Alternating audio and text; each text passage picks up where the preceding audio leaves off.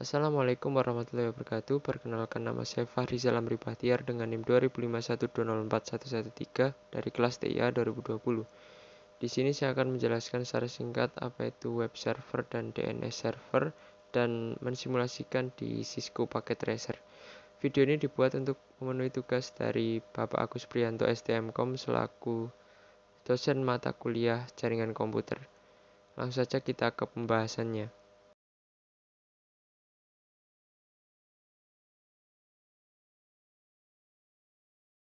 Web server adalah perangkat lunak yang berfungsi sebagai penerima permintaan yang dikirimkan melalui browser, kemudian memberikan tanggapan permintaan dalam bentuk halaman situs web atau lebih umumnya dalam dokumen HTML. Namun, web server dapat mempunyai dua pengertian berbeda, yaitu sebagai bagian dari perangkat keras atau hardware maupun sebagian dari perangkat lunak software. Jadi, selain berfungsi sebagai komunikasi penghubung dengan situs web dan memproses HTTP request yang dikirimkan oleh browser, secara umum beberapa fungsi web server adalah sebagai berikut. Yang pertama, memastikan semua modul yang dibutuhkan tersedia dan siap digunakan. Yang kedua, membersihkan penyimpanan cache dan modul yang tidak terpakai. Yang ketiga, melakukan pemeriksaan keamanan terhadap HTTP request yang dikirimkan browser. Fungsi web server sebagai hardware. Web server bertugas menjadi tempat penyimpanan skrip, gambar, maupun konten halaman website. Web server harus dapat diakses dari seluruh wilayah yang mempunyai koneksi internet.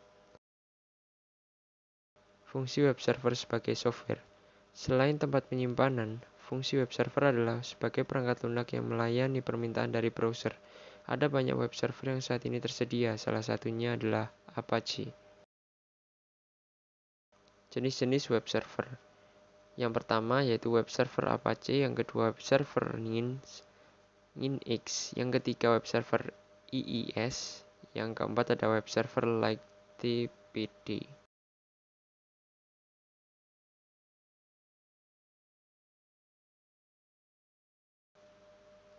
Apa itu DNS? Domain Name Server atau DNS adalah sebuah sistem yang menghubungkan Uniform Resource Locator atau URL dengan Internet Protocol Address atau IP address. Fungsi DNS. Dari penjelasan apa itu DNS, Anda pasti sudah bisa mengira-ngira bagaimana sebetulnya DNS berfungsi. Namun, supaya lebih jelas, berikut dijabarkan 3 fungsi DNS. Yang pertama, meminta informasi IP address sebuah website berdasarkan nama domain. Yang kedua, meminta informasi URL sebuah website berdasarkan IP address yang dimasukkan. Macam-macam DNS. Yang pertama, A record atau address record. Yang kedua ada AA record. Yang ketiga ada MX record. Yang keempat ada CNAME record, yang kelima ada NS record, yang keenam ada PTR record, yang ketujuh ada CRT record, yang ke-8 ada CRV record, yang ke-9 ada TXT record, dan yang terakhir ada SOA record atau SOA record.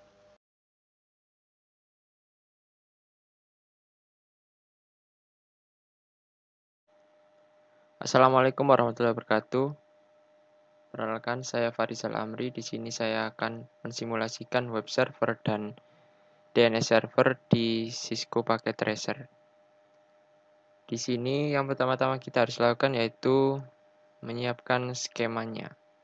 Di sini saya sudah membuat skemanya, yaitu sama seperti praktek yang minggu lalu yang routing dinamik. Oke.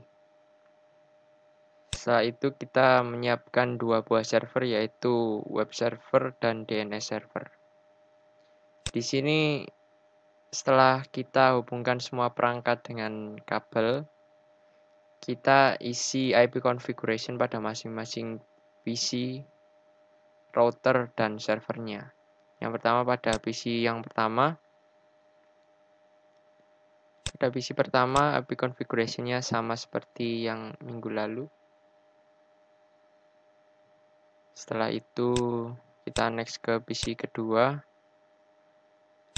IP configuration-nya juga sama dengan default gateway 126. IP address-nya 1.65. Next ke PC 3. IP configuration-nya juga sama. Oke. Setelah itu ke DNS server, IP configuration-nya 333.1, 225.5.0 dengan subnet max-nya itu 225.5.0, default gateway-nya 333.3. Next ke web server, IP configuration dari web server itu 343.1 IP address-nya dengan subnet max sama seperti tadi, default gateway-nya 343.3. Setelah itu kita mengisi IP pada router masing-masing router.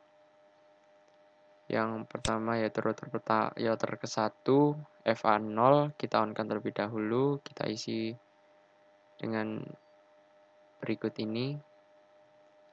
Next ke FA1 kita on-kan, lalu kita isi IP address dengan subnet mask-nya seperti ini. Next ke serial 2 kita on-kan terlebih dahulu, kita isi IP address dengan subnet mask-nya. Next ke serial 3 kita on-kan, kita isi IP address dengan subnet max-nya. Oke. Nggak jauh beda di router 2 dan router 3, sama seperti minggu lalu. Sama seperti isi dari minggu lalu yaitu routing dinamik. Lalu kita masukkan RIP pada masing-masing router.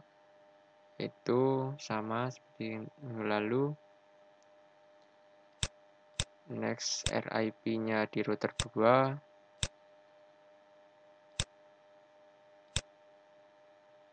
12.0, 23, lalu 192.168.128, lalu RIP pada routing yang ketiga 13.0, lalu sampai dengan 443.0. Oke. Setelah semua sudah selesai, langsung saja kita melakukan percobaan. Yang pertama kita akan melakukan percobaan pada web server, yaitu pertama-tama kita buka web server, kita buka service, lalu index HTML, kita edit. Di sini kita akan ganti ini semua dengan yang ada di web dari Bapak Agus.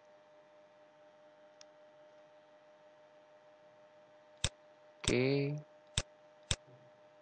kita ganti. Setelah itu kita save, yes.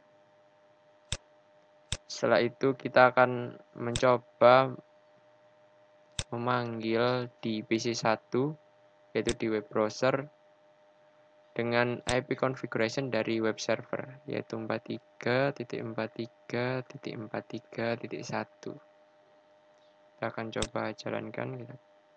Di sini sudah berhasil. Jadi percobaan pada web server sudah berhasil. Jika tidak berhasil itu ada tulisannya request timeout. Oke. Kita close.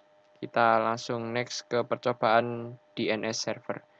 Yang pada DNS ini kita buka DNS server. Setelah itu ke service, ke DNS, lalu kita isi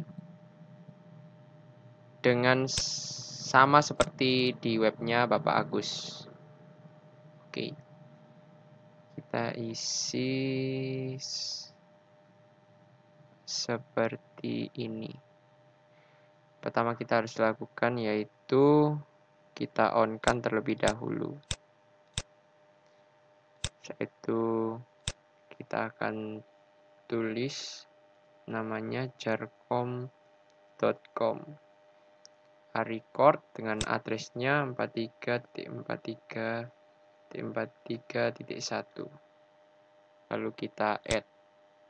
Oke. Next. with.jarcom.com dengan tipe CNAME. Oke. www.jarcom.com dengan tipe siname. Hostname-nya pakai jarcom.com. Jangan lupa kita cek terlebih dahulu, harus on, setelah itu kita add. Oke, setelah itu kita akan lakukan percobaan pada PC pertama. Kita ke IP configuration PC 1, lalu kita ganti DNS servernya dengan IP DNS server yaitu 33.33.33.1. Oke. Lalu kita masuk ke PC 1 lagi, kita buka web browser, lalu kita cari dengan percobaan jarcom.com. Hasilnya keluar, ini hasil yang benar ya guys. Langsung kita close, kita coba lagi ke web browser dengan mengetikkan www.jarcom.com. Kita jalankan, langsung keluar. Berarti di sini percobaan kita semua sudah berhasil ya guys. Sekian yang bisa saya sampaikan, sampai jumpa di video berikutnya.